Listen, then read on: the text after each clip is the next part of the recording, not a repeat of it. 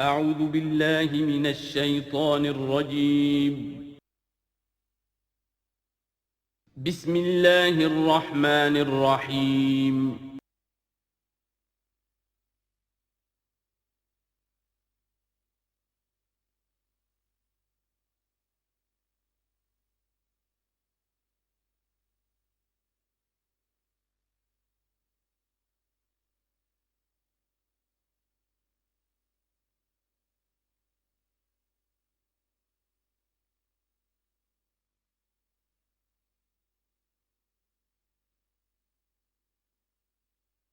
اعوذ باللہ من الشیطان الرجیم بسم اللہ الرحمن الرحیم الف لام میم ذالک الکتاب لا ریب فیہ صدق اللہ العظیم۔ الف لام میم حروف مقطعات ہیں جن کے بارے میں عرض کر چکا ہوں۔ ذالک الکتاب لا ریب فیہ، یہ وہ کتاب ہے اس میں کوئی شک نہیں۔ الکتاب اس لیے کہا گیا ہے کہ قرآن مجید کی پیشین گوئیاں اور خوشخبریاں سابقہ کتابوں میں موجود تھیں، اور چونکہ اس سورہ مبارکہ میں اصل خطاب کا رخ جو ہے وہ ہے سابقہ امت مسلمہ کی طرف، تو ذالک کتاب نہیں کہا گیا، ذالک کتاب لا ریب فیہ نہیں، ذالک الکتاب یہ وہ کتاب ہے، کتاب موعود ہے جس کی پیشین گوئیاں تورات اور انجیل میں موجود تھیں۔ لا ریب فیہ، اس میں کوئی شک نہیں۔ حرف اورا ریب نئے، تبدیل نئے، یہی الفاظ آئے ہیں سورہ سجدہ کے شروع میں بھی، الف لام میم تنزیل الکتاب لا ریب فیہ رب العالمین، لا ریب فیہ من رب العالمین، فیہ ھدی للمتقین۔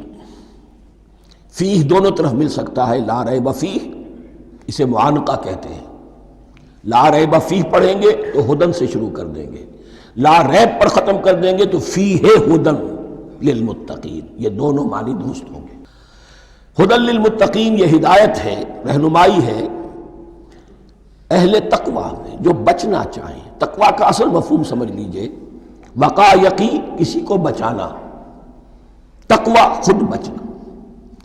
جن لوگوں کے اندر فطرت سلیمہ ہوتی ہے ان میں اخلاقی حس موجود ہوتی ہے، وہ بری چیز سے بچنا چاہتے ہیں، بھلی کو حاصل کرنا چاہتے ہیں۔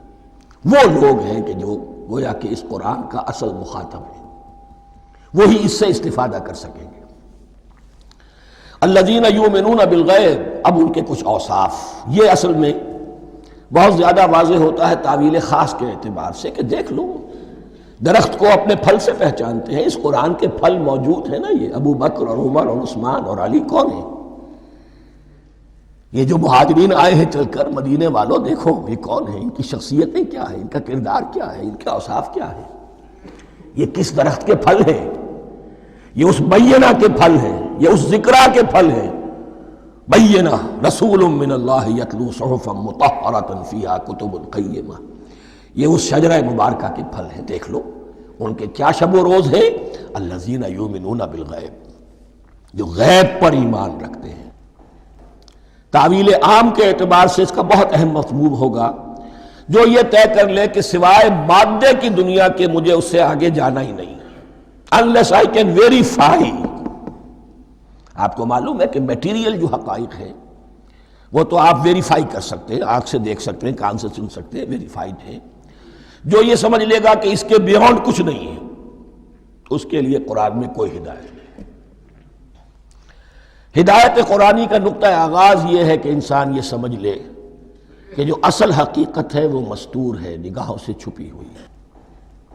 سامنے جو کچھ نظر آ رہا ہے، ایک انگلستان کے بہت بڑے فلسفی کی کتاب کا عنوان ہے appearance and reality, reality and appearance, Bradley کی کتاب۔ اپیئرنس جو کچھ نظر آ رہا ہے یہ حقیقت نہیں، حقیقت اس کے پیچھے ہے۔ اور کنفیوشس کا ایک جملہ ہے جو بہت بڑا حکیم اور فلسفی تھا، چین کا بہت بڑا حکیم اور فلسفی، اور ہو سکتا ہے کہ نبی ہو، واللہ عالم، ہم کہہ نہیں سکتے۔ اس کی تعلیم بڑی اخلاقی تعلیم ہے، اور اس کا جملہ سنیے، یہ یؤمنون بالغیب کی اس سے زیادہ صحیح تشریح ممکن نہیں ہے۔ There are certain things, there's nothing more real than what cannot be seen. And there's nothing more certain than what cannot be heard. وہ حقائق جو آنکھوں سے نہیں دیکھے جا سکتے اور کانوں سے نہیں سنے جا سکتے، ان سے زیادہ یقینی اور واقعی حقائق اور کوئی نہیں. There's nothing more real than what cannot be seen, and there's nothing more certain than what cannot be heard. الذین یؤمنون بالغیب ویقیمون الصلاۃ، نماز قائم کرتے ہیں. ومما رزقناہم ينفقون، اور جو کچھ ہم نے انہیں دیا ہے اس میں سے خرچ کرتے ہیں، خیر میں، بھلائی میں، نیکی میں، ابنائے نو کی حاجات کو رفع کرنے میں، لوگوں کی تکلیفیں دور کرنے میں، خود اللہ کے لیے، اللہ کی رضا جوئی کے لیے، اللہ کو قرض حسنہ دیتے ہوئے. والذین یؤمنون بما انزل الیک وما انزل من قبلک، اور وہ کہ جو ایمان رکھتے ہیں اس پر بھی جو آپ پر نازل کیا گیا ہے محمد صلی اللہ علیہ وسلم، اور اس پر بھی کہ جو آپ سے پہلے نازل کیا گیا. یہ بہت اہم الفاظ ہیں، اس لیے کہ عام طور پر آج کل ہمارے ہاں یہ خیال پھیلا ہوا ہے کہ یہ تورات اور انجیل کے پڑھنے کا کوئی فائدہ نہیں، کوئی ضرورت نہیں. کوئی ضرورت نہیں کی حد تک تو شاید بات صحیح ہو، لیکن کوئی فائدہ نہیں، یہ بالکل غلط ہے. یہ ابتدا ہے قرآن کی، اور کس قدر اہتمام کے ساتھ کہا جا رہا ہے. ایمان صرف قرآن پر نہیں، اس پر بھی کہ جو اس سے پہلے نازل کیا گیا. اور سورہ نساء کی آیت، اور سورہ نساء نازل ہوئی ہے کہیں جا کر سن 6 ہجری میں. یا ایھا الذین آمنوا آمنوا باللہ ورسولہ والکتاب الذی نزل علی رسولہ والکتاب الذی انزل من قبل. تو اس سے ایمان جو ہے تورات پر اور انجیل پر اور زبور پر اور صحف ابراہیم پر، اجمالی ایمان کی جو اہمیت ہے اس کو اچھی طرح سمجھ لیجیے. البتہ یہ ہے کہ چونکہ ہم سمجھتے ہیں اور جانتے ہیں کہ ان کتابوں میں تحریف ہو گئی ہے، لہذا ان کتابوں کی کوئی شے قرآن پر حجت نہیں ہوگی. جو چیز قرآن سے ٹکرائے گی ہم اس کو رد کر دیں گے. ان کتابوں کی کسی شے کو دلیل کے طور پر نہیں لائیں گے. لیکن جہاں قرآن مجید کی کسی بات کی نفی نہ ہو رہی ہو تو بہت سے حقائق ہمیں ان کتابوں ہی سے ملتے ہیں. انبیاء کے مابین جو زمانی ترتیب ہے، کرونالوجیکل آرڈر جو ہے، وہ تو ہمیں تورات سے ملتا ہے، قرآن میں تو نہیں. قرآن میں کبھی حضرت نوح کا ذکر بعد میں ہے، حضرت موسیٰ کا پہلے. وہاں تو کسی اور پہلو سے ترتیب آتی ہے، لیکن وہاں ہمیں تاریخ ملتی ہے ابراہیم کی، اسحاق کی، یعقوب کی، انبیاء بنی اسرائیل کی، موسیٰ کی، عیسیٰ کی. یہ ساری چیزیں، تو اس کی اہمیت جو ہے اس کو سمجھ لیجئے. والذین یؤمنون بما انزل الیک وما انزل من قبلک وبالآخرۃ ھم یوقنون، آخرت پر وہ یقین رکھتے ہیں. نوٹ کرنے والی بات کیا ہے کہ باقی سب چیزوں کے لیے لفظ ایمان آیا، آخرت کے لیے ایقان. کیوں؟ واقعہ یہ ہے کہ انسان کے عمل کے اعتبار سے سب سے زیادہ مؤثر شے ایمان بالآخرہ ہے. ایمان بالآخرہ ہے تو عمل سیدھا رہے گا کہ ہاں مجھے جواب دہی کرنی ہے، جانا ہے، اٹھنا ہے، اللہ کے حضور حاضری ہے. اگر یہ یقین ہے تو عمل صحیح ہوگا.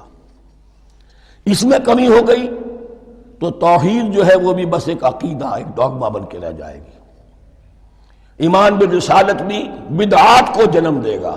عید میلاد نبی منا لیجئے، اور کچھ عشقیہ اشعار کہہ دیجئے، نعتیہ اشعار کہہ دیجئے، اللہ اللہ خیر صلی اللہ، یہ ایمان بالرسالت کے مظہر ہوں گے. عمل انسان کا درست ہوتا ہے آخرت کے یقین کے ساتھ.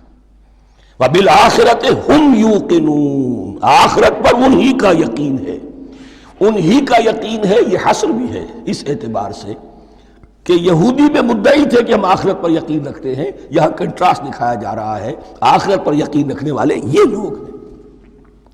اور تعویل خاص کے اعتبار سے وہ لوگ موجود ہیں تمہاری نگاہوں کے سامنے. 13 برس کی محنت کی کمائی محمد الرسول اللہ صلی اللہ علیہ وسلم کی، اس کتاب کی، یتلو علیہم آیاتہ ویزکیہم ویعلمہم الکتاب والحکمہ، اس کا جو نتیجہ ہے وہ تمہارے سامنے. اولئک علی ھدی من ربہم، یہ وہ لوگ ہیں جو اپنے رب کی طرف سے ہدایت پر ہیں.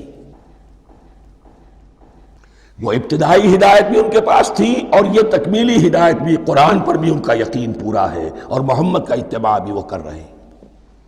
وَأُولَٰئِكَ هُمُ الْمُفْلِحُونَ، اور یہی وہ لوگ ہیں جو فلاح پانے والے ہیں۔ فلاح کا لفظ بھی قرآن مجید کی بڑی اہم اصطلاح ہے، منزل مراد کو پہنچ جانا، کسی باطنی حقیقت کا عیا ہو جانا۔ اسی لیے اس پر پھر گفتگو انشاءاللہ ہوگی سورہ مومنون کے شروع میں، لیکن یہ کہ فلاح پانے والے، کامیاب ہونے والے اصل میں یہی لوگ ہیں۔ تو گویا کہ تعویل خاص میں صحابہ کرام کی طرف اشارہ ہو گیا، تعویل عام میں ہر شخص کو بتا دیا گیا اگر قرآن کی ہدایت سے مستفید ہونا ہے تو یہ اوصاف اپنے اندر پیدا کرو۔ اب دوسرا گروہ، ان الذین کفروا سواء علیہم انذرتہم ام لم تنذرہم لا یؤمنون، یقیناً جن لوگوں نے کفر کیا، اور یہاں مراد کیا ہے؟ جو کفر پر اڑ گئے ہیں۔ اس کو ہم تعویل عام میں نہیں لے سکتے، اس لیے کہ اگر تو ہم اس کو عام میں لے لیں گے تو اس کے معنی تو یہ ہوں گے جس شخص نے کسی وقت کفر کیا اب وہ ہدایت پر آ ہی نہیں سکتا۔ نہیں، یہ بات نہیں ہے۔ کوئی کفر میں ہے، وہ غالطے کی بنا پر ہے، عدم توجہی کی بنا پر ہے، حق اس پر واضح نہیں ہوا ہے اس لیے ہے، تو آپ اسے سمجھائیں گے، انذار و تبشیر سے اسے فائدہ ہو جائے گا، واعظ و نصیحت سے فائدہ ہو جائے گا۔ ایک وہ ہے کہ جو حق کو سمجھ کر، پہچان کر اور پھر اڑ گئے، ضد کی وجہ سے، ہٹ دھرمی کی وجہ سے، تعصب کی وجہ سے، تکبر کی وجہ سے، حسد کی وجہ سے۔ ان الذین کفروا، ایسے لوگوں کا معاملہ کیا ہے؟ سواء علیہم انذرتہم ام لم تنذرہم لا یؤمنون، برابر ہے ان کے لیے خواہ آپ انہیں سمجھائیں خواہ نہ سمجھائیں، ڈرائیں نہ ڈرائیں، انذار فرمائیں نہ کریں، لا یؤمنون، وہ ایمان لانے والے نہیں۔ وہی بات جو میں نے کہی تھی کہ سوتے کو جگایا جا سکتا ہے، جاگتے کو کیسے جگائیں؟ ختم اللہ علی قلوبہم وعلی سمعہم وعلی ابصارہم غشاوہ، ان کے دلوں پر اللہ نے مہر کر دی ہے۔ کیوں کر دی ہے؟ یہ ابتداءً مہر نہیں ہوئی، جب حق کو پہچان کر انہوں نے رد کر دیا، اس کی پاداش میں، اس کی سزا کے طور پر۔ ختم اللہ علی قلوبہم، اللہ نے ان کے دلوں پر مہر کر دی ہے، وعلی سمعہم، اور ان کی سماعت پر بھی، وعلی ابصارہم غشاوہ، اور ان کی آنکھوں کے سامنے پردہ پڑ چکا ہے۔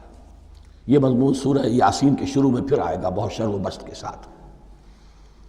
وَلَهُمْ عَذَابٌ عَظِيمٌ، اور ان کے لیے تو اب بہت بڑا عذاب ہے۔ یہ دوسرا گروہ ہو گیا، ایک رکوع میں دو کو سمیٹ لیا گیا، کل ابھی 7 آیتیں ہوئی ہیں۔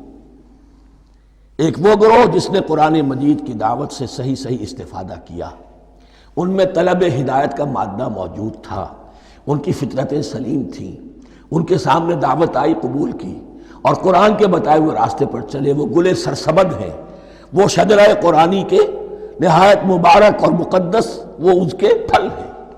ایک گروہ وہ ہے جس نے حق کو پہچانا لیکن اس کو رد کر دیا اپنے تعصب یا ہٹ درمی کی وجہ سے۔ ان کا ذکر آ گیا بہت اختصار کے ساتھ، اس لیے کہ ان کا ذکر آپ کو بہت تفصیل سے مکی صورتوں میں ملے گا۔ اب آیا تیسرا گروہ، وَمِنَ النَّاسِ، اور لوگوں میں کچھ ایسے بھی ہیں، مَن يَقُولُ آمَنَّا بِاللَّهِ وَبِالْيَوْمِ الْآخِرِ وَمَا هُم بِمُؤْمِنِينَ، جو کہتے تو یہ ہے کہ ہم ایمان رکھتے ہیں اللہ پر بھی اور یوم آخر پر بھی، مگر وہ حقیقت میں مومن نہیں ہے۔ یہاں ایک بات سمجھ لیجئے، اکثر و بیشتر مفسرین نے اس تیسری کیٹیگری کے بارے میں یہی رائے قائم کی ہے کہ یہ منافقین مذکور ہیں یہاں، اگرچہ لفظ منافق یا لفظ نفاق نہیں آیا یہاں، لیکن مولانا امیر احسن اصلاحی صاحب نے ایک رائے ظاہر کی ہے جو بڑی قیمتی ہے، وہ یہ کہ یہاں ایک کردار کا نقشہ کھینچ دیا گیا ہے۔ غور کرنے والے غور کر لیں، دیکھ لیں، جس پر بھی وہ چسپاں ہو جائے۔ اور بالفعل جب یہ آیات نازل ہو رہی تھیں تو دو طبقات پر یہ کردار نگاری جو ہے، یہ جو شخصیت کا ہیولہ کھینچا جا رہا ہے، وہ دو کے اوپر راست آ رہا تھا۔ ایک علماء یہود،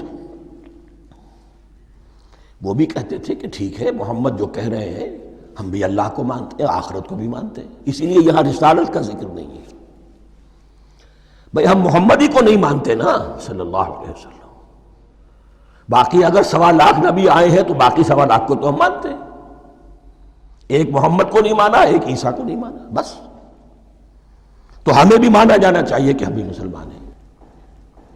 ایک یہ ان کی رائے ہے، اور واقعہ یہ ہے کہ یہاں اس طریقے کا تذکرہ ہو رہا ہے کہ جس سے ان کا کردار بھی جھلک رہا ہے، روح سخن ان کی طرف جا رہا ہے۔ مجھے یاد ہے اپنی 10ویں جماعت کے زمانے میں دہلی میں نے دیکھا تھا کہ ناٹ سرکس، وہاں کا ایک بڑی مارکیٹ ہوتی تھی، تو جوتے کی ایک دکان پہ ایک بہت بڑا جوتا لٹکایا ہوا تھا، بہت بڑا، اور لکھا تھا free to home it fits, جس کے پاؤں میں یہ ٹھیک ٹھیک آ جائے وہ لے جائے اس کو۔ تو یہ free to home it fits ہے، ایک کردار ہے۔ اب یہ کردار جس کے اوپر بھی فٹ بیٹھ جائے، ان میں یقیناً زیادہ تو غلبہ یہی ہے جو مفسرین کی رائے ہے، منافقین کا معاملہ جو ہو رہا ہے، لیکن یہ کردار بعین نہیں فٹ بیٹھ رہا ہے یہود کے علماء پر۔ اور یہ بھی نوٹ کر لیجئے کہ جو مدینہ منورہ میں نفاق کا جو پودا پروان چڑھا ہے، بلکہ پودا نہیں کہنا چاہیے، جھاڑ جھکاڑ جو پروان چڑھا ہے، وہ یہودیوں کے زیر اثر، جیسے جنگل کے اندر بڑے بڑے درخت بھی ہوتے ہیں اور اندر جو ہے نیچے جھاڑیاں بھی ہوتی ہیں، تو یہ نفاق کا جھاڑ جھکاڑ جو ہے وہ یہودی علماء کا جو پودا تھا، اور بہت بڑا تھا، اس میں کوئی شک نہیں، اس کے سائے میں پروان چڑھا ہے۔ ان دونوں میں معنوی ربط بھی ہے۔ وَمِنَ النَّاسِ مَن يَقُولُ آمَنَّا بِاللَّهِ وَبِالْيَوْمِ الْآخِرِ وَمَا هُم بِمُؤْمِنِينَ، اور لوگوں میں سے کچھ ایسے بھی ہیں جو کہتے تو یہ ہے کہ ہم ایمان رکھتے ہیں اللہ پر اور یوم آخر پر، لیکن وہ مومن نہیں ہیں۔ يُخَادِعُونَ اللَّهَ وَالَّذِينَ آمَنُوا وَمَا يَخْدَعُونَ إِلَّا أَنفُسَهُمْ، وہ دھوکہ دینے کی کوشش کر رہے ہیں اللہ کو اور اہل ایمان کو۔ دیکھیں یخادعون جو ہے یہ باب مفعلہ ہے، باب مفعلہ میں کشمکش ہوتی ہے، کشاکش ہوتی ہے، لہذا ترجمہ میں نے کیا کوشش کر رہے ہیں۔ وما یخدعون الا انفسهم، یہ ثلاثی مجرد میں آ گیا، اور نہیں دھوکہ دے رہے مگر صرف اپنے آپ کو۔ یہ یقینی ہے اپنے آپ کو تو دھوکہ دے رہے ہو، لیکن یہ کہ اللہ اور اس کے رسول کو اور اللہ اور اہل ایمان کو دھوکہ نہیں دے سکتے۔ سورہ نساء کی آیت نمبر 142 میں یہ کھل کر منافقین کے بارے میں یہی الفاظ آئے ہیں، ان المنافقین یخادعون اللہ وہو خادعہم، یقیناً منافقین جو ہے وہ اللہ کو دھوکہ دینے کی کوشش کر رہے ہیں اور اللہ انہیں دھوکہ دے رہا ہے۔ وما یشعرون، انہیں اس کا شعور نہیں ہے۔ یہ بہت اچھی طرح نوٹ کر لیجئے، منافقین کی بھی اکثریت وہ تھی جنہیں اپنے نفاق کا شعور نہیں تھا، وہ اپنے تئیں سمجھتے تھے اپنے آپ کو مسلمان، وہ کہتے تھے یہ بے وقوف لوگ ہیں، محمد رسول اللہ کے بارے میں کہتے تھے یہ خام خواہ جو ہے انہوں نے لڑائی بھڑائی مول لے لی ہے اہل مکہ کے ساتھ، کیا ضرورت ہے، امن کے ساتھ جو ہے بات کرنی چاہیے۔ وہ سمجھتے تھے کہ ہم خیر خواہ ہیں، ہم بھلی بات کہہ رہے ہیں، یہ بے وقوف لوگ ہیں، دیکھتے نہیں کہ کس سے ٹکرا رہے ہیں، ہاتھ میں اسلحہ نہیں ہے اور لڑائی کے لیے جا رہے ہیں، تو بے وقوف تو یہ ہے۔ لیکن وہ سمجھتے تھے کہ ہم تو بڑے مخلص ہیں، ہم مصلح ہیں، تو ما یشعرون بہت ضروری ہے۔ بعض لوگ منافق ایسے بھی تھے کہ جو اسلام میں داخل ہی ہوتے تھے دھوکہ دینے کی خاطر، اور ان پہ پہلے دن سے واضح ہوتا تھا کہ ہم مسلمان نہیں ہیں، ہم نے اسلام کا لبادہ اوڑھا ہے صرف دھوکے کے لیے۔ اس کا ایک ذکر سورہ آل عمران میں آئے گا، لیکن اکثر و بیشتر منافقین دوسری طرح کے تھے جنہیں اپنے نفاق کا شعور حاصل نہیں تھا۔ فی قلوبہم مرض، ان کے دلوں میں ایک روگ ہے، بیماری ہے۔ یہ روگ اور بیماری کیا ہے؟ ایک لفظ میں اس کو تعبیر کیا جائے، کردار کی کمزوری، ویکنس آف کیریکٹر۔ ایک شخص وہ ہوتا ہے کہ جو سمجھتا ہے یہ حق ہے، ہر سے بعد آباد، اب جو ہو سو ہو۔ ایک حق کو حق پہچان کر رد کر دیتا ہے، وہ کافر ہو گیا۔ ایک حق کو حق پہچان کر آیا تو صحیح، لیکن ویکنس آف کیریکٹر کی وجہ سے قوت ارادی کمزور ہے، آخرت بھی چاہتے ہیں، دنیا کو بھی ہاتھ سے دینے کو تیار نہیں، یہاں کا بھی کوئی نقصان نہ ہو اور آخرت کا بھی سارا بھلا میں مل جائے۔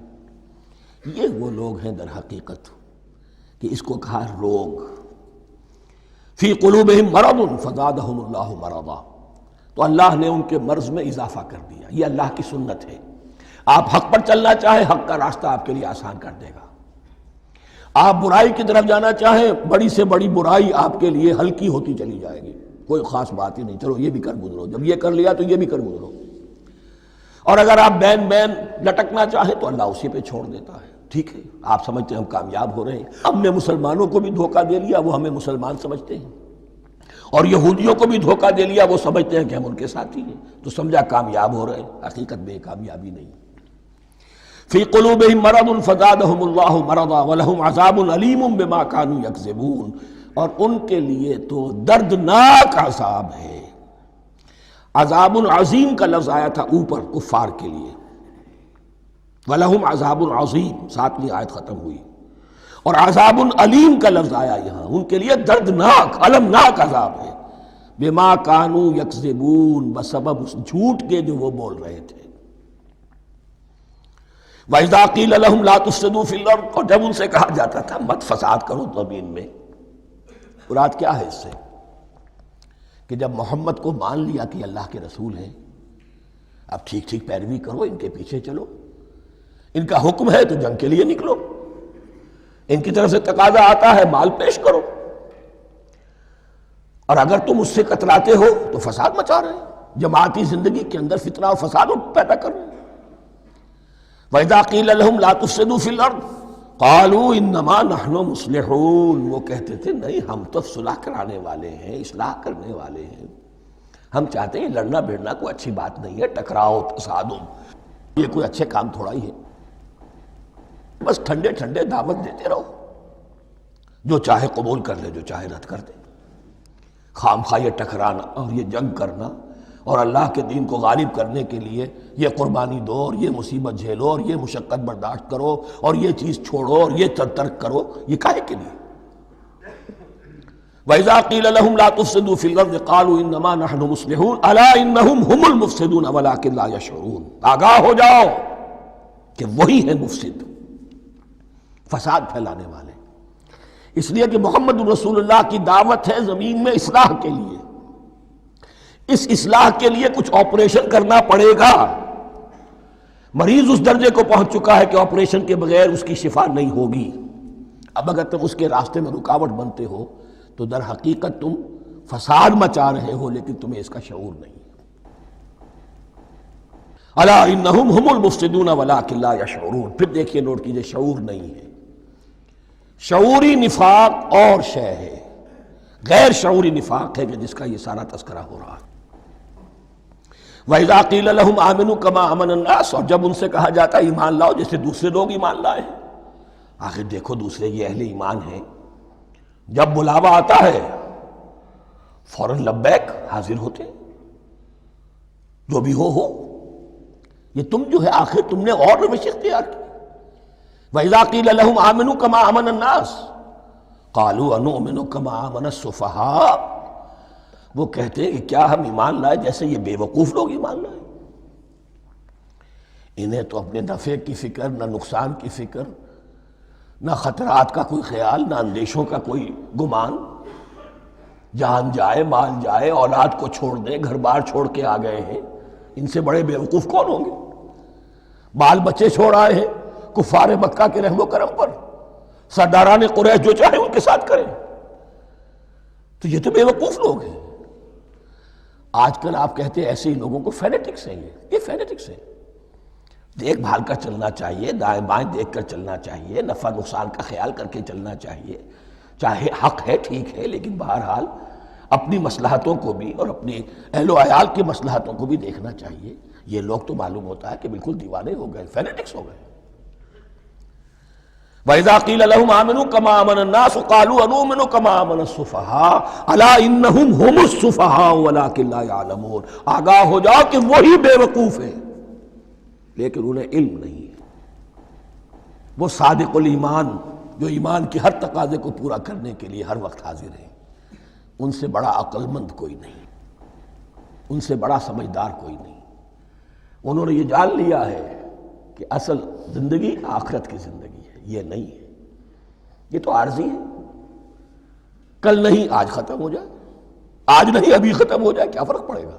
جانا تو ہے، اب نہیں تو کل، کل نہیں تو پرسوں، جانا تو ہے۔ تو عقل تو ان کے اندر ہے۔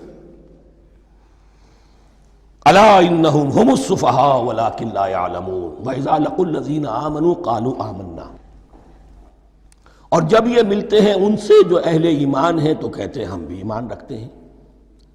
اب یہ ان دونوں پر آئے گا۔ عام جو یہودی تھے وہ بھی کہتے تھے کہ ہم بھی تو آخر اللہ کو مانتے ہیں، آخرت کو مانتے ہیں، اور منافق تو تھے ہی جو رسول کو بھی مانتے تھے۔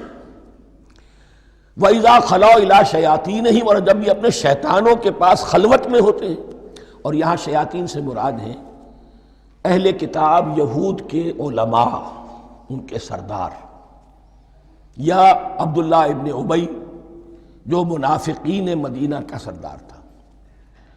اگر وہ کبھی ملامت کرتا ہے دیکھو تم تو معلوم ہوتا ہے بالکل مسلمانوں میں شامل ہی ہو گئے پوری طرح سے، تمہیں کیا ہو گیا، تم ہر بات مان رہے ہو۔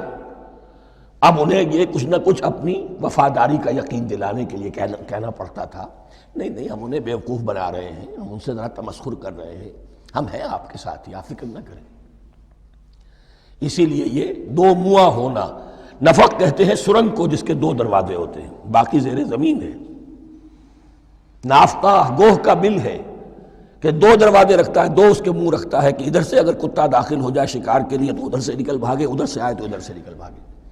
تو دو منہ انسان، یہ در حقیقت جس کو پھر سورہ نساء میں کہا گیا لا الہ ہؤلاء ولا الہ ہؤلاء، نہ ادھر کے ہیں نہ ادھر کے، مذبذبین بین ذالک، اس کے درمیان مذبذب ہو کر رہ گئے۔ یہ شیطان کا لفظ یہاں سمجھ لیجئے کہ اس کے دو رائے ہیں کہ یہ شطنہ سے بنا ہے یا شات سے بنا ہے، شین الف توئے یا شین تو نون۔ شطنہ کے معنی تباعدا، کو بہت دور ہو گیا، دور ہو گیا۔ شیطان سے مراد جو اللہ کی رحمت سے بہت دور ہو گیا۔ اور شاتا یشیتو کے معنی ہے احترق غضبا وحسدا، کوئی شخص غصے اور حسد کے اندر جل رہا ہو، وہ شاتا یشیتو ہے۔ اس سے فعلان کے وزن پر، رحمان کے وزن پر، غضبان کے وزن پر شیطان، یعنی وہ کہ جو حسد اور غضب کی آگ میں جل رہا ہے۔ تو یہ ایک تو شیطان وہ ہے کہ جو جنات میں سے ہے، جس کا نام عزازیل تھا پہلے، اب ہم اسے ابلیس کے نام سے جانتے ہیں، وہ ایک شیطان ہے، جنی ہے۔ پھر یہ کہ جو بھی اس کے پیروکار ہیں دنیا میں انسانوں میں سے ہوں یا جنات میں سے ہوں، وہ بھی شیاطین ہیں۔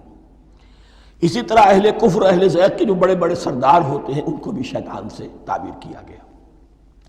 وَإِذَا خَلَوْا إِلَىٰ شَيَاطِينِهِمْ قَالُوا إِنَّا مَعَكُمْ، اور جب وہ خلوت میں ہوتے ہیں، علیحدگی میں ہوتے ہیں اپنے شیاطین کے پاس، سرداروں کے پاس، کہتے ہیں ہم تو آپ کے ساتھ ہیں، انما نحن مستہزئون، یہ تو ہم ان مسلمانوں کو بیوقوف بنا رہے ہیں، ان سے استہزاء کر رہے ہیں، تمسخر کر رہے ہیں۔ ہم تمسخر میں کہہ دیتے ہیں کہ ہم بھی آپ کے ساتھ ہیں، آمنا۔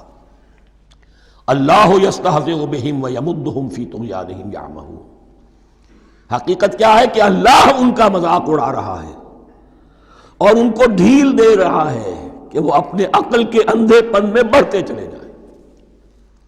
اللہ تعالیٰ جیسا میں نے عرض کیا رسی دراز کرتا ہے، کوئی شخص غلط راستے پر جانا ہے تو جاؤ بھائی، فوراً تو نہیں پکڑتا، اگر فوراً پکڑ لے تو سیدھا ہو جائے گا، چلتے جائے، جہاں جانا چاہتے ہو جاؤ۔ تو ان کو بھی رسی دراز کر رہا ہے اللہ، لیکن یہ کہ اللہ یستہزئ بہم، یہ سمجھتے ہیں کہ مسلمانوں کا مذاق اڑا رہے ہیں، اصل میں مذاق ان کا اڑ رہا ہے اللہ کے نزدیک۔ وَيَمُدُّهُمْ فِي طُغْيَانِهِمْ يَعْمَهُونَ، اب یہاں ذرا نوٹ کر لیجئے، یہ دو لفظ آئیں گے، عین میم اور ہا، امہ ہے کے ساتھ، ایک ہے عین میم اور یا، امج، تو عین اور میم تو مشترک ہے یا آخر میں فرق ہوگا، عین میم اور ہا ہوگا، اس کے معنی عقل کا اندھا، دل کا اندھا، آنکھیں تو ہے لیکن دل کا اندھا ہے، عقل کا اندھا ہے۔ اور عین میم یا جو آنکھوں کا اندھا ہو، عمیٌ اندھے، اعمیٰ اندھا۔ تو یہاں فرمایا انا معکم انما نحن مستہزئون، اللہ یستہزئ بہم ویمدہم فی طغیانہم یعمہون، اللہ ان کو اس جو ان کی عقل کے اندھے پن میں جو یہ بڑھتے چلے جا رہے ہیں، اللہ بھی ان کی رسی دراز کر رہا ہے تاکہ یہ جہاں تک جانا چاہتے چلے جائیں۔ اولئک الذین اشتروا الضلالۃ بالہدی، یہ وہ لوگ ہیں کہ جنہوں نے ہدایت کے عوض گمراہی خرید لی ہے۔ دیکھیے بڑا پیارا انداز ہے یہ، ایک شخص کے سامنے دونوں آپشنز تھے، ایک نے گمراہی کو چھوڑا، ہدایت لے لی، چاہے قیمت دینی پڑی، تکلیفیں اٹھانی پڑی، آزمائشوں میں سے گزرنا پڑا، قربانیاں دینی پڑی، ہدایت لی۔ اور ایک شخص نے ہدایت دے کر گمراہی لے لی ہے، آسانی تو ہو گئی، فوری تکلیف سے تو بچ گئے، لا الہ الا اللہ ولا الہ الا اللہ، دونوں طرف سے اپنے آپ کو بچا لیا۔ لیکن حقیقت میں سب سے زیادہ گھاٹے کا سودا یہی ہے، اولئک الذین اشتروا الضلالۃ بالہدی، ہدایت دے کر اور ضلالت خرید لی ہے، فما ربحت تجارتہم، تو ان کی تجارت ان کے حق میں ہرگز مفید نہیں ہوئی۔ اب یہاں بھی دیکھیے، را با اور ہے ہا، ربحا، اس کے معنی نفع، صحیح نفع، جائز نفع۔ را با اور وا، ربا، وہ سود، وہ بھی اضافہ ہے، وہ بھی بڑھوتری ہے، لیکن وہ حرام ہے۔ ایک ہے تجارت کے اندر جو نفع ہو جائے وہ ربح ہے، را با اور ہا یہ نفع ہے جو جائز نفع ہے۔ را با اور وا، ربا، یہ کیا ہے؟ یہ سود ہے، یہ حرام ہے۔ را اور با مشترک ہے، آگے ہا، آگے اور با، اس کا فرق ہے۔ فما ربحت تجارتہم وما کانوا مہتدین، ان کی تجارت ان کے حق میں ہرگز مفید نہیں ہوئی اور نہیں ہے اب یہ ہدایت پانے والے۔ مثلہم، اب یہاں دو تمثیلیں آ رہی ہیں بڑی پیاری۔ پہلی تمثیل ہے کفار کے بارے میں، دوسری تمثیل ہے یہ بین والے لوگوں کے بارے میں۔ پہلوں کے لیے کیا تمثیل ہے؟ مثلہم کمثل الذی استوقد نارا، ان کی مثال اس شخص کی سی ہے جس نے آگ روشن کی۔ ایک نقشہ کھینچا جا رہا ہے، اندھیری شب ہے جدا اپنے قافلے سے ہے تو، تیرے لیے ہے میرا شعلہ نوا قندیل۔ اندھیری شب ہے، قافلہ بھٹک رہا ہے، کچھ لوگ بڑی ہمت کرتے ہیں، اندھیرے میں بھی ادھر ادھر سے لکڑیاں جمع کرتے ہیں اور آگ روشن کر دیتے ہیں۔ لیکن عین اس وقت جب آگ روشن ہوتی ہے کچھ لوگوں کی بینائی سلب ہو جاتی ہے۔ پہلے وہ اندھیرے میں اس لیے تھے کہ روشنی نہیں تھی، اب وہ اندھیرے کے اندھیرے میں رہ گئے کہ روشنی تو خارج میں آ گئی، اپنی اندر کی روشنی گل ہو گئی، بصارت سلب ہو گئی۔ یہ مثال ہے ان کفار کی کہ حضور کی آمد سے پہلے سب بھٹک رہے تھے، کوئی حقیقت واضح نہیں تھی، قافلہ انسانیت بھٹک رہا تھا اندھیری شب میں۔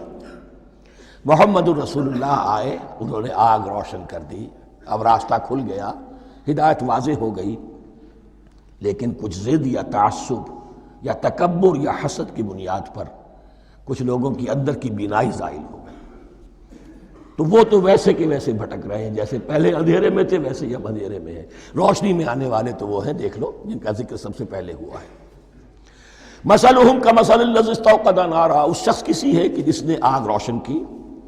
فلما اضاءت ما حولہ، جب اس آگ نے اپنے ماحول کو، گردا گرد کو روشن کر دیا، ذہب اللہ بنورہم، اللہ ان کی نور بصارت کو لے گیا، سلب کر لیا اللہ نے۔ وَتَرَكَهُمْ فِي ظُلُمَاتٍ لَا يُبْصِرُونَ، اور چھوڑ دیا انہیں ان اندھیروں کے اندر کہ وہ کچھ نہیں دیکھتے۔ صُمٌّ بُكْمٌ عُمْيٌ فَهُمْ لَا يَرْجِعُونَ، اسم کہتے ہیں بہرے کو، سم جمع ہے اس کی، سمن۔ اب کمو کہتے ہیں گونگے کو، بکمن اس کی جمع ہے۔ آما کہتے ہیں اندھے کو، عمیٌ اس کی جمع ہے۔ یہ بہرے ہیں، گونگے ہیں، اندھے ہیں، فہم لا یرجعون، اب یہ لوٹنے والے نہیں۔ یہ کون ہے؟ ابو جہل ہے، ابو لہب ہے، ولید بن مغیرہ ہے، عقبہ ابن ابی معیط ہے، یہ سب کے سب ابھی زندہ ہیں جب یہ آیات نازل ہو رہی ہیں۔ ابھی تو غزوہ بدر ہوگا سن 2 ہجری میں، اور اس میں یہ سب جو ہیں واصل جہنم ہوں گے، ابھی تک تو ہے نا۔ یہ لوگ ہو گئے اس کی مثال۔ وَمَثَلُهُمْ كَمَثَلِ الَّذِي اسْتَوْقَدَ نَارًا فَلَمَّا أَضَاءَتْ مَا حَوْلَهُ ذَهَبَ اللَّهُ بِنُورِهِمْ وَتَرَكَهُمْ فِي ظُلُمَاتٍ لَا يُبْصِرُونَ صُمٌّ بُكْمٌ عُمْيٌ فَهُمْ لَا يَرْجِعُونَ۔ اب دوسری مثال، أَوْ كَصَيِّبٍ مِّنَ السَّمَاءِ، یا بڑی زور کی بارش برس رہی ہے آسمان سے، فِيهِ ظُلُمَاتٌ، اس میں اندھیرے بھی ہیں، وَرَعْدٌ اور گرج ہے، وَبَرْقٌ اور بجلی چمک رہی ہے، یجعلون اصابعہم فی آذانہم من الصواعق حذر الموت، کچھ لوگ ہیں کہ جو اپنی انگلیاں اپنے کانوں کے اندر ٹھوسے ہوئے ہیں کہ وہ جو کڑک ہے اس سے ان کی جانیں نہ نکل جائیں، موت نہ آ جائے۔ کڑکا ایسا ہے کہ اس کڑکے سے بچنے کے لیے اپنی انگلیاں اپنی کانوں میں ٹھوس رکھی، حذر الموت، موت کے خوف سے۔ واللہ محیط بالکافرین، اللہ ایسے کافروں کا احاطہ کیے ہوئے ہے، بچ کر کہاں جائیں گے۔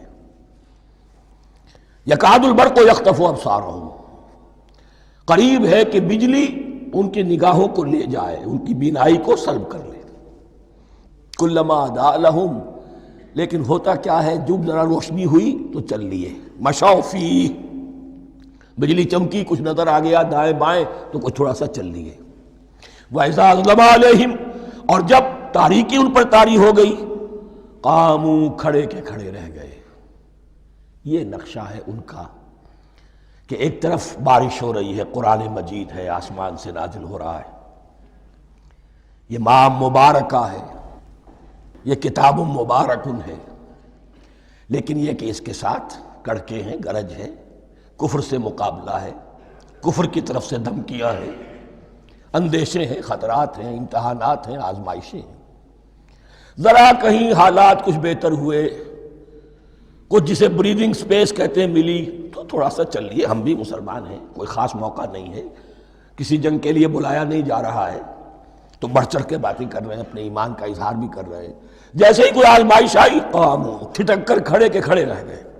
وَلَوْ شَاءَ اللَّهُ لَذَهَبَ بِسَمْعِهِمْ وَأَبْصَارِهِمْ، اللہ چاہتا تو ان کی سماعت اور بصارت کو بھی سلب کر لیتا، لیکن اللہ کا قانون یہی ہے، جو جہاں رہنا چاہے اس نے آزادی ارادہ دی ہے انسان کو۔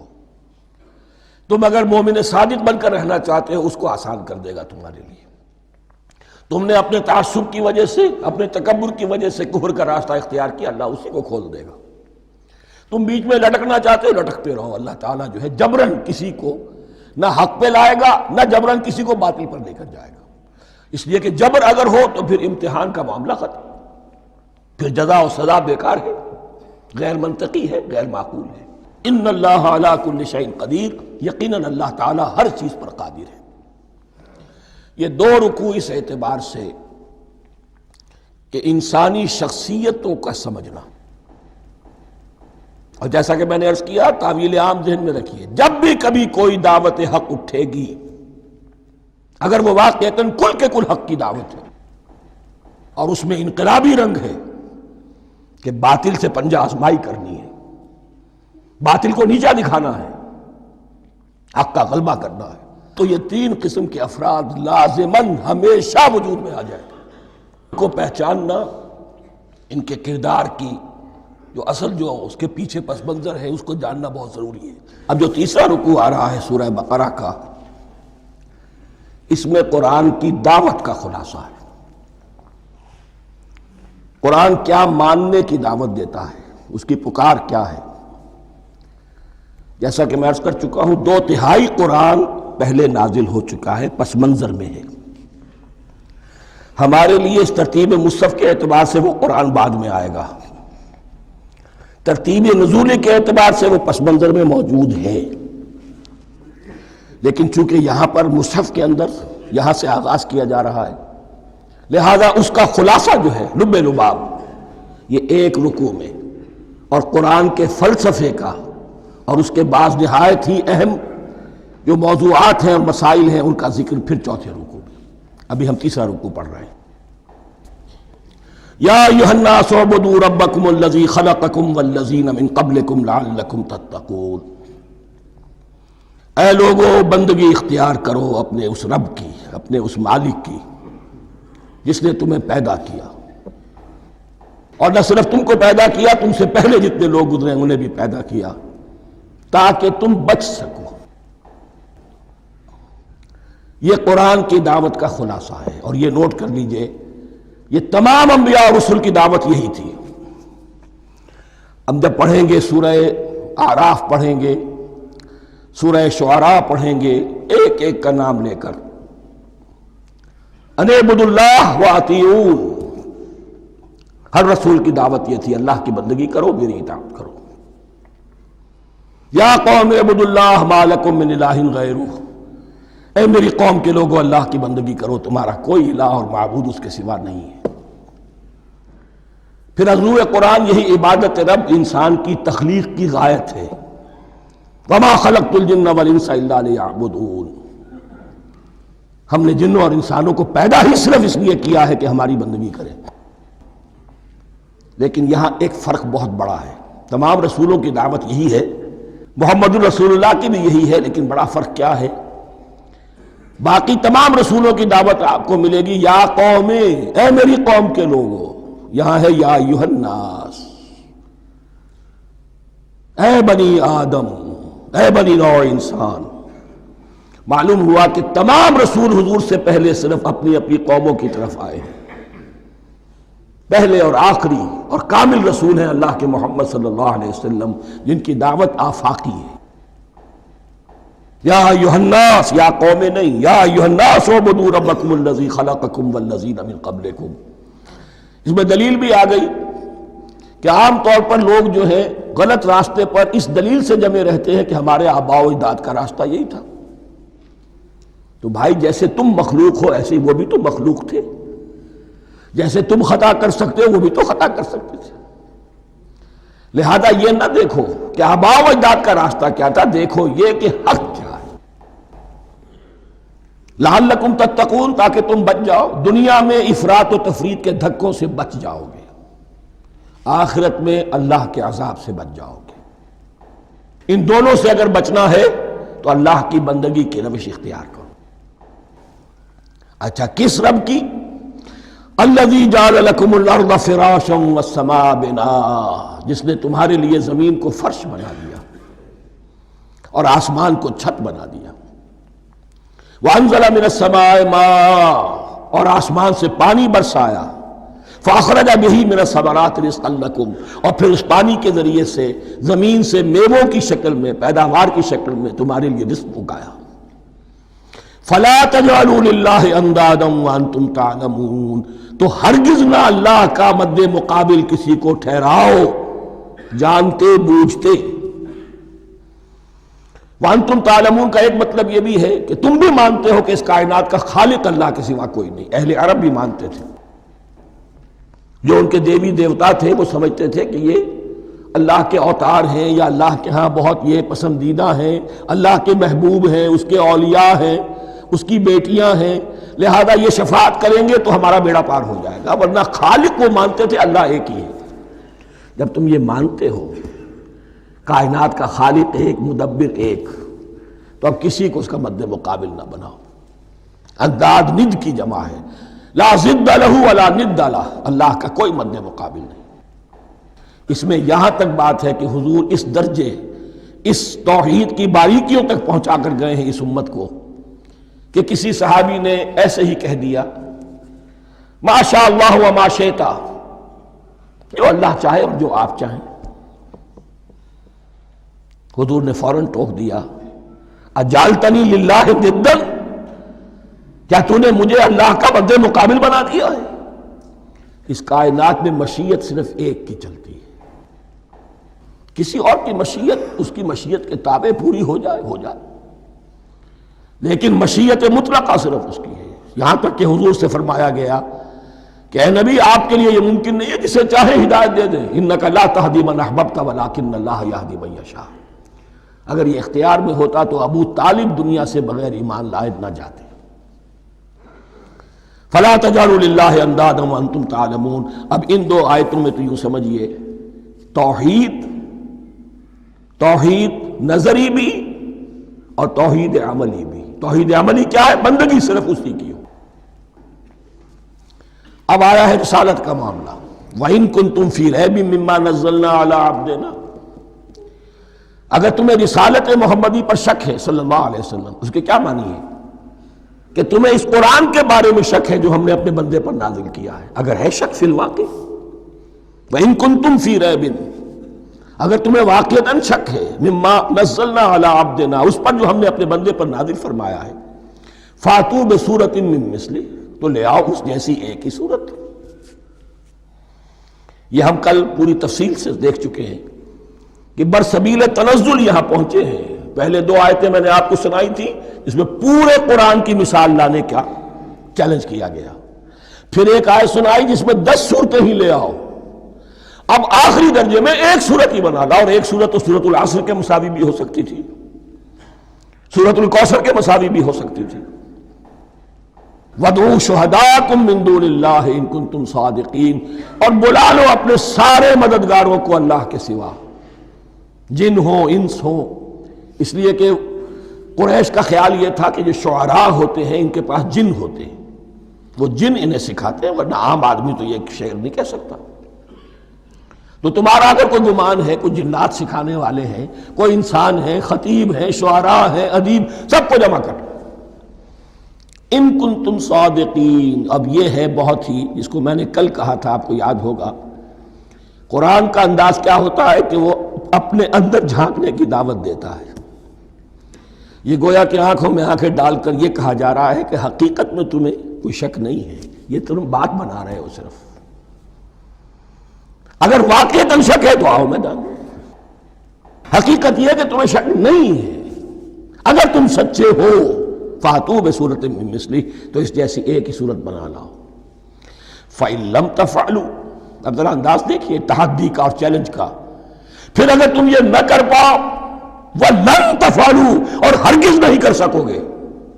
یہ چیلنج کون دے سکتا ہے؟ اللہ کے سوا کوئی نہیں دے سکتا. یہ انداز کسی کتاب کا نہیں ہے. ذَلِكَ الْكِتَابُ لَا رَيْبَ فِيهِ، یہ کسی کا نہیں ہے. فَإِن لَمْ تَفْعَلُوا وَلَن تَفْعَلُوا، پھر اگر تم نہ کر پاؤ اور تم ہرگز نہیں کر پاؤ گے، فَاتَّقُوا النَّارَ الَّتِي وَقُودُهَا النَّاسُ وَالْحِجَارَةُ، تو ڈرو اس آگ سے جس کا ایندھن بنیں گے انسان اور پتھر. اعدت للکافرین، کافروں کے لیے تیار کر لی گئی ہے، بھڑکا دی گئی ہے. پتھروں کا ذکر خاص طور پر کیوں ہے؟ 2 اس کے امکانات ہیں. آپ کو معلوم ہے کہ وہ جو پتھر کا کوئلہ ہوتا ہے اس کی آگ بڑی سخت ہوتی تھی. عام جو ہمارا یہ لکڑی کا کوئلہ ہوتا ہے اس کے مقابلے میں. اور دوسرے یہ بھی کہ چونکہ انہوں نے جو معبود تراش رکھے تھے وہ پتھر کے ہوتے تھے، تمہارے ساتھ ہی تمہارے ان معبودوں کو بھی جھونکا جائے گا اور وہ بھی جلیں گے، تاکہ تمہاری حسرت کے اندر اضافہ ہو. ان سے ہم دعائیں مانگا کرتے تھے، ان کے سامنے ماتھے ٹیکتے تھے، ان کے سامنے ڈنڈوت کرتے تھے، ان کو چڑھاوے چڑھاتے تھے. اب یہاں گویا کہ ایمان باللہ، توحید، ایمان بالرسالت اور ایمان بالآخرت. فَاتَّقُوا النَّارَ الَّتِي وَقُودُهَا النَّاسُ وَالْحِجَارَةُ اُعِدَّتْ لِلْكَافِرِينَ وَبَشِّرِ الَّذِينَ آمَنُوا وَعَمِلُوا الصَّالِحَاتِ، اور بشارت دے دیجئے اے نبی ان لوگوں کو کہ جو ایمان لائے اور جنہوں نے نیک عمل کیے. أَنَّ لَهُمْ جَنَّاتٍ تَجْرِي مِن تَحْتِهَا الْأَنْهَارُ، کہ ان کے لیے وہ باغات ہیں کہ جن کے دامن میں ندیاں بہتی ہوں گی. لفظی ترجمہ ہوگا جن کے نیچے ندیاں بہتی ہوں گی. مراد اس سے کیا ہے؟ عام فطری باغ وہ ہوتے تھے کہ جس میں ذرا اونچائی پر جو ہے درخت لگے ہوئے ہیں اور دامن میں ندی بہ رہی ہے، تو اس سے خود بخود جو ہے وہ اریگیشن، نیچرل اریگیشن ہو رہی ہے، درختوں کے جڑوں تک پانی پہنچ رہا ہے. بہرحال ترجمہ آپ لفظی کریں، ان کے نیچے ندیاں بہتی ہوں گی یا یہ کہ جن کے دامن میں ندیاں بہتی ہوں گی.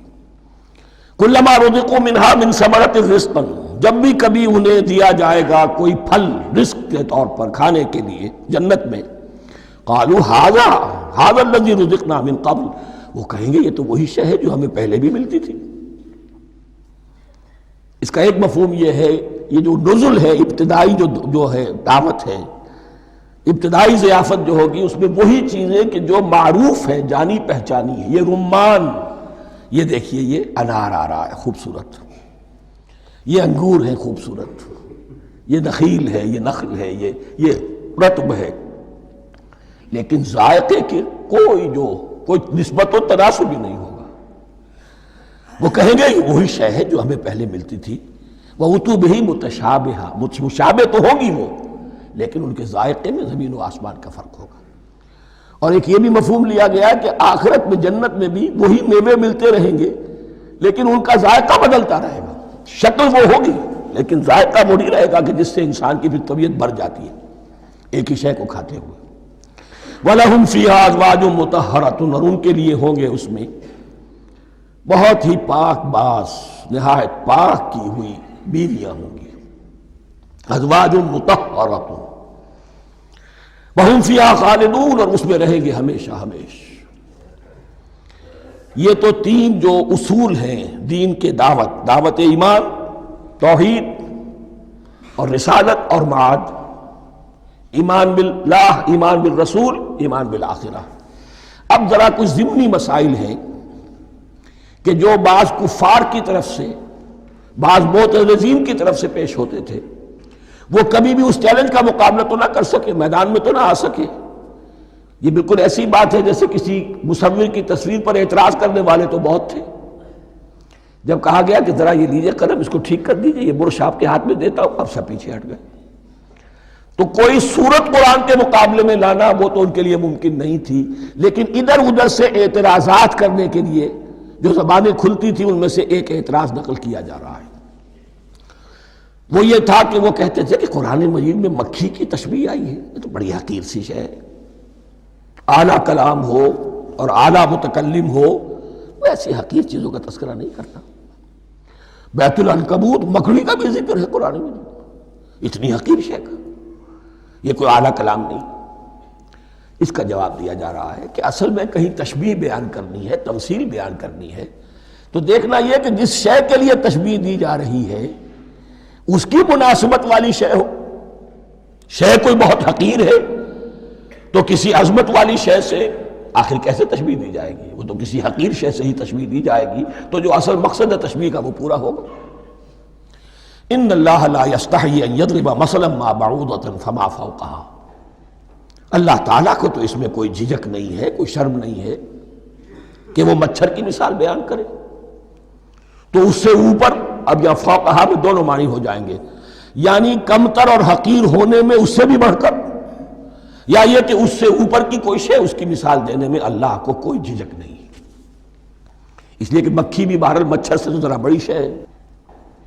اس معنی میں بھی ہو سکتا ہے فوقہا، اور فوقہا اس معنی میں بھی کہ اس سے بھی حقیر ہونے میں اس سے بھی بڑھ کر۔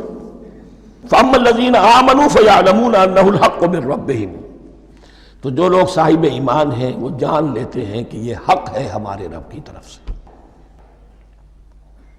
وَأَمَّا الَّذِينَ كَفَرُوا، اور جنہوں نے کفر کیا ہے، فَيَقُولُونَ مَاذَا أَرَادَ اللَّهُ بِهَذَا مَثَلًا، یہ کیا مثال اللہ نے دی، کیا ارادہ ہوا اللہ کا اس مثال کے ذریعے سے؟ ناک بھون چڑھا رہے ہیں، اعتراض کر رہے ہیں۔ اب جو آ رہا ہے اگلا جملہ وہ ہے بہت اہم، یضل بہ کثیرا ویہدی بہ کثیرا، اسی کے ذریعے سے اللہ بہتوں کو ہدایت دیتا ہے اور اسی کے ذریعے سے بہتوں کو گمراہ کرتا۔ معلوم ہوا کہ ہدایت اور گمراہی اور ہدایت اور ضلالت انسان کی سبجیکٹو کنڈیشن کے اوپر دار و مدار ہے اس کا۔ آپ کے دل میں خیر ہے، بھلائی ہے، نیت صحیح ہے، طلب ہدایت، طلب علم، اس میں آپ سچے ہیں، آپ کو ہدایت مل جائے گی۔ دل میں زیغ ہے، کجی ہے، نیت میں ٹیڑھ ہے، فساد ہے، تو اسی کے ذریعے سے اللہ آپ کی گمراہی میں اضافہ کر دے گا۔ یضل بہ کثیرا ویہدی بہ کثیرا، لیکن اللہ کا یہ کسی کو ہدایت دینا اور کسی کو ضلالت دینا علل ٹپ نہیں ہے، کسی قاعدے اور قانون کے بغیر نہیں ہے۔ وما یضل بہ الا الفاسقین، نہیں گمراہ کرتا وہ اس کے ذریعے سے مگر صرف سرکش لوگوں کو، جن میں سرکشی ہے، تعلی ہے، تکبر ہے، اور ان کے اوصاف کیا ہے؟ الذین ینقضون عہد اللہ من بعد میثاقہ، جو توڑ دیتے ہیں اللہ کے ساتھ کیے ہوئے عہد کو۔ اور سب سے بڑا عہد یہ سورہ اعراف میں چل کر آئے گا، عہد الست۔ عالم ارواح میں ہم عہد الست کر کے آئے، الست بربکم قالوا بلا، کیا میں ہی نہیں ہوں تمہارا رب؟ تمام ارواح نے، میں بھی تھا، آپ بھی تھے، سب تھے، کل انسان، جتنے انسان دنیا میں آج تک آ چکے ہیں وہ بھی تھے، اور جو آنے ہیں ابھی قیامت تک وہ بھی تھے، لیکن تھے صرف ارواح کی شکل میں، جسم نہیں تھے۔ اور یہ میں آپ کو بتا چکا ہوں، مکمل وجود ہے انسان کا روحانی وجود۔ اولاً تخلیق اس کی ہوئی تھی، اسی سے آگے چل کر ایک بہت فلسفے کا بہت گہرا مضمون آ رہا ہے آگے چل کر۔ وہ جو عہد الستانست بربکم قالوا بلا، انہوں نے اس عہد کو توڑا، اللہ کو اپنا مالک اور خالق اور اپنا حاکم جاننے کی بجائے خود حاکم بن کر بیٹھ گئے۔ الیس لی ملک مصر، کیا مصر کی بادشاہی میری نہیں ہے؟ I am the sovereign. We are sovereign. Popular sovereignty. بغاوت، سرکشی، فاسق۔ وما يضل به الا الفاسقين الذين ينقضون عهد الله من بعد ميثاقه ويقطعون ما امر الله به ان يوصل، اور کاٹتے ہیں وہ چیز جسے اللہ نے جوڑنے کا حکم دیا ہے۔ اللہ نے صلہ رحمی کا حکم دیا ہے، یہ قطع رحمی کرتے ہیں مال کی طلب میں، بھائی بھائی کو ختم کرتا ہے اس کے مال کو ہتھیانے کے لیے، اپنی ذاتی اغراض کے لیے تمام اخلاقی حدود جو ہے انسان پس و پیش ڈال دیتا ہے، اپنا تکبر، اپنے لیے تعلی۔ الذین، آپ دیکھیے نوٹ کیجئے، اس میں ہماری شریعت کا فلسفہ یہ ہے، ایک تعلق ہے اللہ کا بندے کے ساتھ، حقوق اللہ، ایک ہے بندوں کا بندوں کے ساتھ، حقوق العباد۔ اللہ کا حق کیا ہے؟ اسے حاکم اور مالک، اور حاکم سمجھو، الملک سمجھو، خود اس کے بندے بنو۔ انسانوں کا حق کیا ہے؟ کونوا عباد اللہ اخوانا، سب آپس میں بھائی بھائی اللہ کے بندے بن جاؤ۔ اور اس میں سب سے اہم ترین رحمی رشتہ ہے، سگے بھائی بہنیں، پھر دادی کے اوپر جا کر وہ کزنز آ جائیں گے، پر دادی پر جا کر اور جمع ہو جائیں گے، یہاں تک کہ آدم و حوا پر تمام انسان جمع ہو جائیں گے۔ تو رحمی رشتے کی بڑی اہمیت ہے۔ تو وہ فاسقین کے جو توڑتے ہیں اللہ کے عہد کو، اس کو مضبوطی سے باندھنے کے بعد، وَيَقْطَعُونَ مَا أَمَرَ اللَّهُ بِهِ أَن يُوصَلَ وَيُفْسِدُونَ فِي الْأَرْضِ، انہی دونوں چیزوں کے نتیجے میں زمین میں فساد پیدا ہوتا ہے،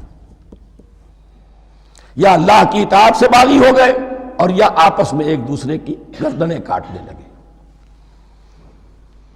اولئک ھم الخاسرون، یہی لوگ ہیں جو بالآخر خسارے میں، آخری اور دائمی خسارے میں رہنے والے ہیں۔ کیف تکفرون باللہ وکنتم امواتا، تم کیسے کفر کرتے ہو اللہ کا؟ بڑا پیارا انداز ہے۔ وکنتم امواتا، تم مردہ تھے، فاحیاکم، تمہیں زندہ کیا، ثم یمیتکم، پھر تمہیں مارے گا، ثم یحییکم، پھر جلائے گا، ثم الیہ ترجعون، پھر تم اس کی طرف لوٹ جاؤ گے، لوٹا دیے جاؤ گے۔ یہاں وہ بات آ گئی جو آج نگاہوں سے بالکل اوجھل ہو چکی ہے۔ یہ ہم دنیا میں آنے سے پہلے مردہ تھے، کیا مانی؟ یہ مضمون آ کر اصل میں سورہ غافر یا سورہ مومن میں چل کر اس کی پوری وضاحت ہوگی، لیکن چونکہ یہاں تذکرہ ہو چکا ہے عہد الست کا، ہماری پہلی تخلیق ہوئی عالم ارواح میں، ارواح کی صورت میں، پھر ہمیں سلا دیا گیا، وہ ہماری پہلی موت تھی۔ مردہ جو ہے معدوم نہیں ہوتا، مردہ ہوتا ہے، بے جان ہوتا ہے، سویا ہوا ہوتا ہے، اور موت کو اور نیند کو تشبیہ دی گئی ہے۔ پھر ہمیں اس جسد کے ساتھ یہاں زندہ کیا گیا، پھر موت طاری ہوگی، پھر ہمیں زندہ کیا جائے گا۔ یہ آیت جیسا کہ میں نے عرض کیا بہت بڑی اور بڑی گہری حکمت اور فلسفہ قرآن کی آیت ہے۔ کیسے اللہ کا انکار کرتے؟ کنتم اموات، تم مردہ تھے، سوئی ہوئی ارواح کی شکل میں تھے، فاحیاکم، تمہیں جگایا اس جسد کے ساتھ، زندہ کیا، ثم یمیتکم ثم یحییکم، پھر تمہیں مارے گا، پھر جلائے گا، ثم الیہ ترجعون، پھر تم اس کی طرف لوٹا دیے جاؤ گے۔ اور اب اس کے بعد جو آخری آیت ہے، هو الذی خلق لکم ما فی الارض جمیعا، اس نے تمہارے لیے بنایا ہے جو کچھ بھی زمین میں ہے۔ اس میں خلافت کا مضمون آ گیا۔ حدیث میں آتا ہے انما الدنیا خلقت لکم وانتم خلقتم للآخرہ، یہ دنیا تمہارے لیے بنائی گئی ہے، تم آخرت کے لیے بنائے گئے ہو۔ هو الذی خلق لکم ما فی الارض جمیعا، اس لیے کہ اگلی آیت پھر آ رہی ہے خلافت کی آیت۔ سارا کچھ زمین میں یہ بستر جو بچھایا اور یہ کائنات کو، زمین کو سجایا تمہاری خلافت کے لیے۔ ثم استوى الى السماء فسواهن سبع سماوات، پھر وہ متوجہ ہوا آسمانوں کی طرف اور انہیں 7 آسمانوں کی شکل میں بنا دیا۔ جیسا کہ میں کل عرض کر چکا ہوں، یہ تاحال ابھی یہ آیات متشابہات میں سے ہے، 7 آسمانوں کی کیا حقیقت ہے ہم اس سے ابھی پورے طور سے واقف نہیں۔